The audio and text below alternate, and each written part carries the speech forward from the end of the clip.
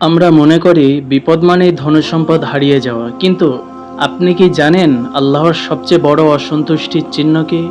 যদি এই ৯টি লক্ষণ আপনার মাঝে থাকে তবে এখনই সতর্ক হন। ১. আপনার জীবন থেকে নামাজ সরে গেছে। ২. আপনি কোনো দ্বিধা ছাড়াই হারামে জড়িয়ে পড়েছেন। ৩. আপনার চারপাশে অসৎ সঙ্গ ও খারাপ বন্ধুর ভিড়। ৪. আপনি আপনার বাবা মাকে অসম্মান করছেন। ৫.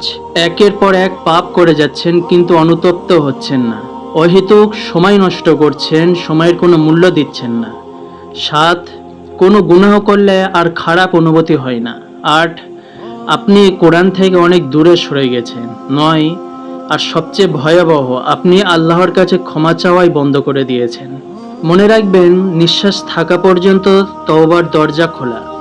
আজই আল্লাহর দিকে ফিরে আসুন। ভিডিওটি শেয়ার করে অন্যকে জানার সুযোগ করে দিন। আর এমন ছোট্ট ছোট্ট নসিহত পাওয়ার জন্য চ্যানেলটি সাবস্ক্রাইব করতে ভুলবেন না।